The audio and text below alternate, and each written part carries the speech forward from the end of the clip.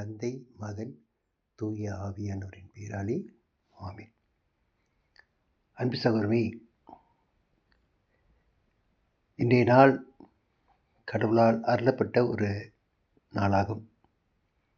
எனவே முதற்க நாம் கடவுளுக்கு நன்றியை செலுத்துவோம். ஆண்டவரே, இந்த நாளில் எங்களை கண்விழித்து பார்க்க செய்த மேலான உம்முடைய அன்புக்காக கோடான கோடி நன்றி.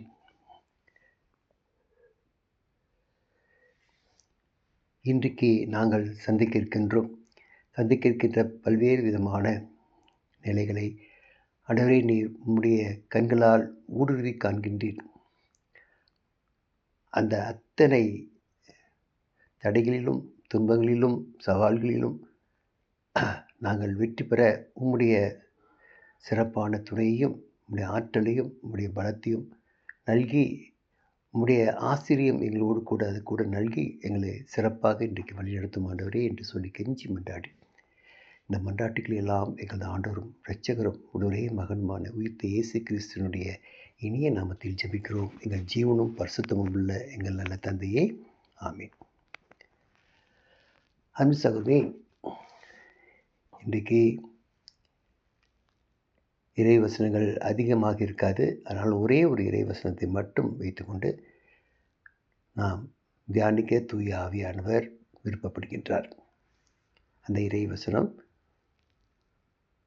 1 கொரிந்தியர் 1வது அதிகாரம் 1 கொரிந்தியர் 13வது அதிகாரம் கடைசி வார்த்தைகள் இவ்வாறு குறிப்பிடப்பட்டிருக்கும். நம்பிக்கை, எதிர்நோக்கு, அன்பு இவை மூன்றிலும் அன்பே தலை சிறந்தது என்று புனித சின்னப்பர் 1 கொரிந்தியர் அந்த 1வது திருமுகத்தில் எழுதியிருப்பார்.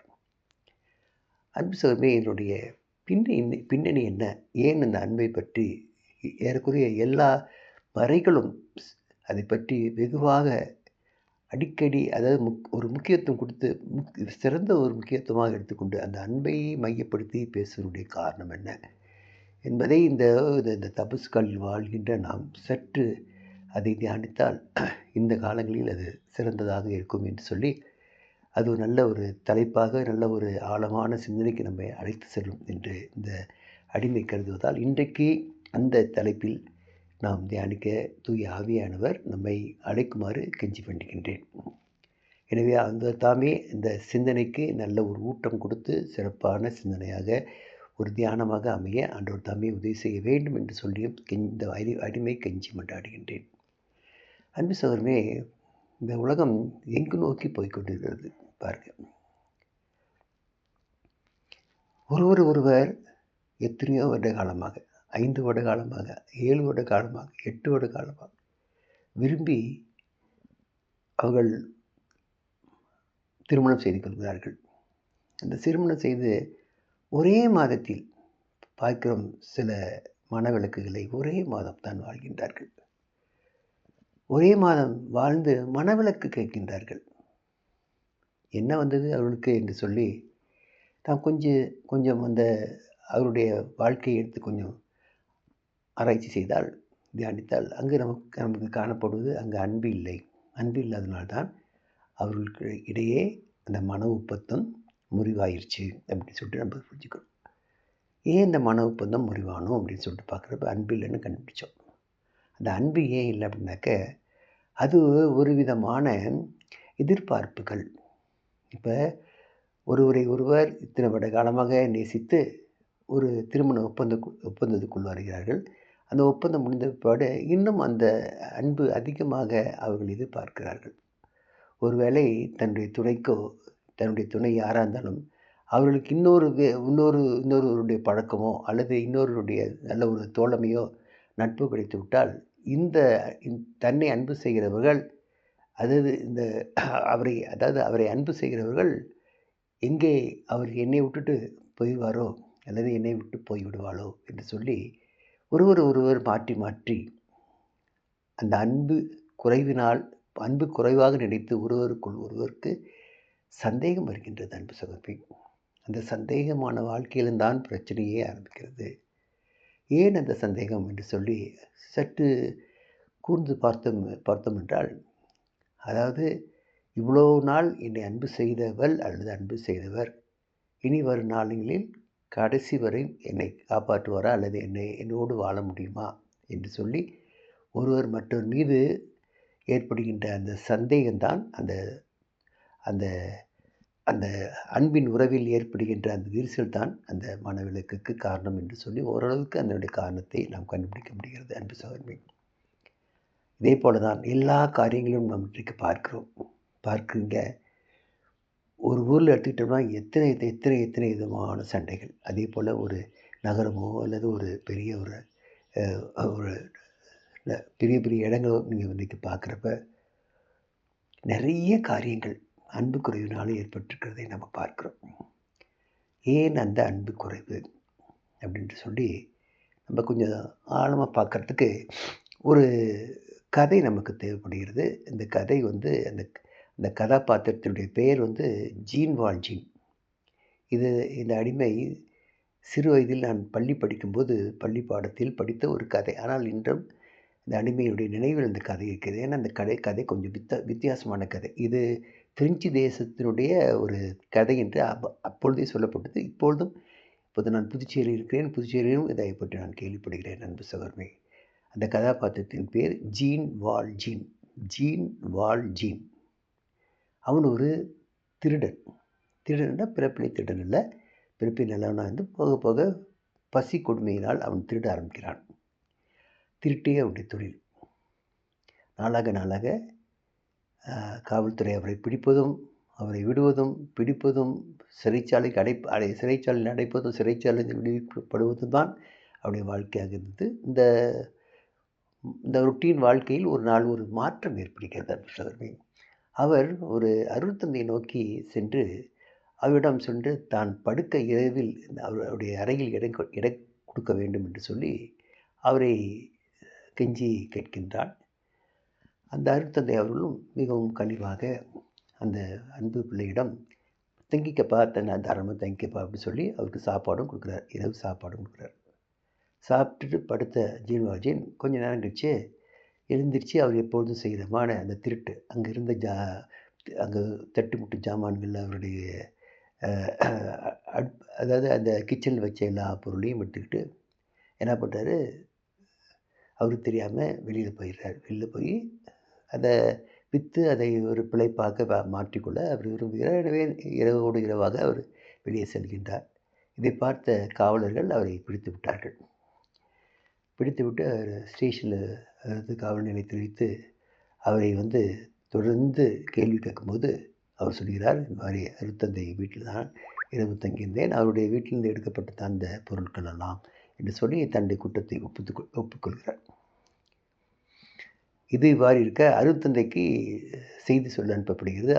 அவரை இந்த நேரத்தில் வர சொல்கிறார்கள். அவரும் கனிவுடன் வந்து அவரை பார்க்கின்றார். காவல் நிலையம் அருட்தந்தையை பார்க்கிறது.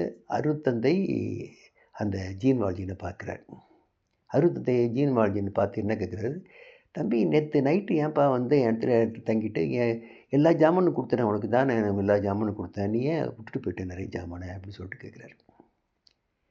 இந்த கேள்வி அந்த ஜீன் வால்ஜீனுக்கு ஒரு பெரிய மாற்றத்தை உண்டு பண்ணுது. என்ன பெரிய மாற்றம்னா, அவன் அந்த ஜீன் வால்ஜீன் இது வரைக்கும் அவனுடைய வாழ்நாளில் இந்த மாதிரி ஒரு அன்பான வார்த்தை, அதாவது ஒரு மனமாற்றத்தின் வார்த்தையை அவன் கேட்டதே கிடையாது. எப்படின்னா அவன் வாழ்க்கை அப்படி அமையல. அது காரணமே அதான். எல்லாத்தையும் கொடுத்துனேன்ற இந்த ஃபாதர் சொல்கிறாரு, இந்த அருட்தந்தை சொல்கிறாரு, எங்கே கொடுத்தாரு எனக்கு, நான் தூக்கிட்டு வந்தேன், எல்லாத்தையும் திருடிட்டு வந்தேன் அப்படின்னு சொல்லிட்டு நினைக்கிறப்ப அவனுக்கு எதிரும் புதிருமா இருக்குது இந்த வார்த்தை. அவர் பேசுகிற அந்த வார்த்தை, என்னப்பா எல்லாத்தையும் கொடுத்தேன், பாதி கூட நீ எடுத்துகிட்டு வரலையே, ஏன்ப்பா எல்லாத்தையும் வச்சுட்டு வந்துட்டேன் அப்படின்னு கேட்குறப்ப இது முதலாக அவனுடைய வாழ்க்கையில் ஒரு பெரிய அந்த அன்பினுடைய தாக்குதலை அவனால் தாங்கிக்க முடியல.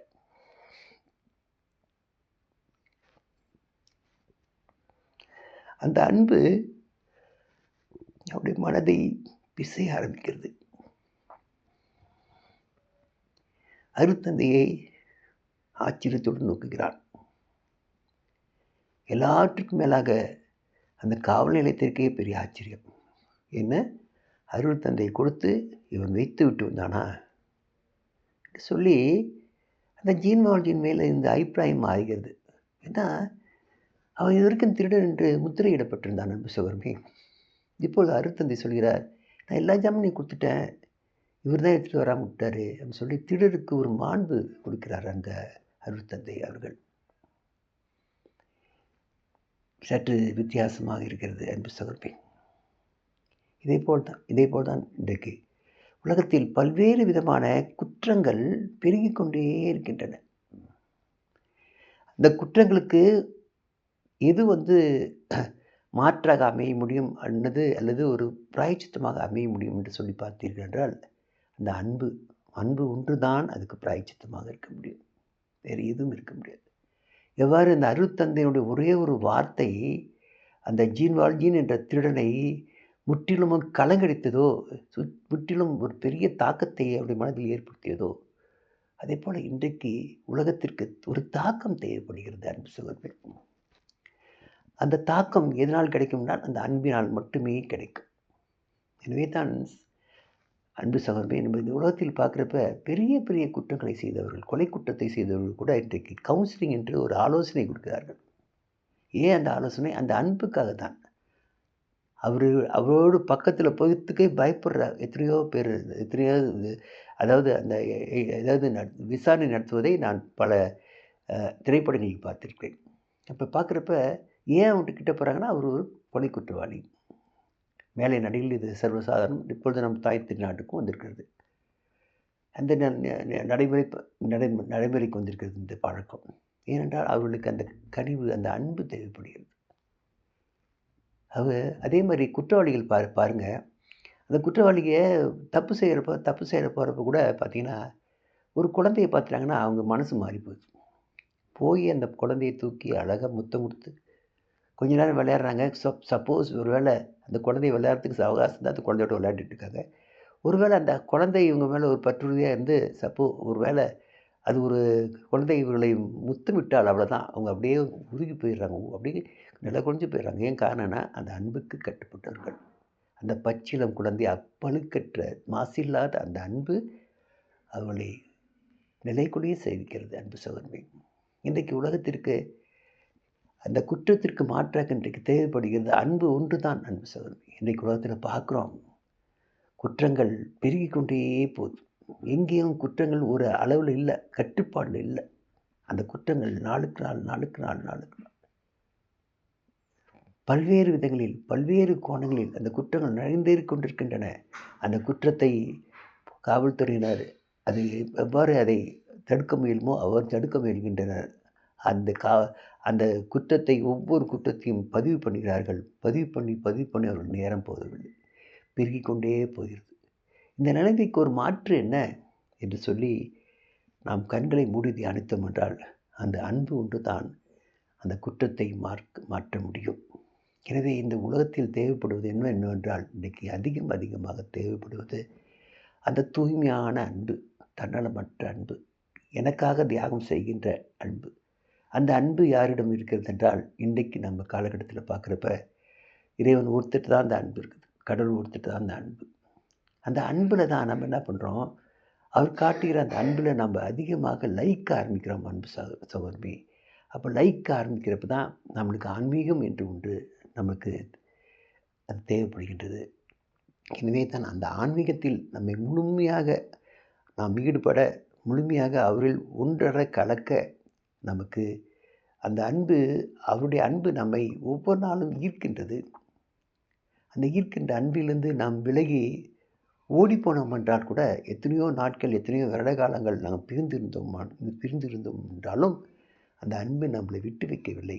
மீண்டுமாக நம்மை அணைத்து கொண்டு, நம்மை கட்டி அணைத்து கொண்டு, எவ்வாறு இந்த ஊதாரி மைந்தனை அந்த ஊதாரி தகப்பன் அந்த அன்பினால் கட்டி அணைத்து கொண்டு முத்தமிட்டு அவருக்கு ஒரு சரிசமமான ஒரு அந்தஸ்தை கொடுத்து மீண்டும் அந்த மகனாக ஏற்றுக்கொண்டாரோ, அதே போல் இன்றைக்கு நம்மை மகளாக ஏற்றுக்கொண்ட இறைவன் கரங்களை விரித்த கரங்களுடன் காத்திருக்கின்றார் அன்பு சகோதரமே.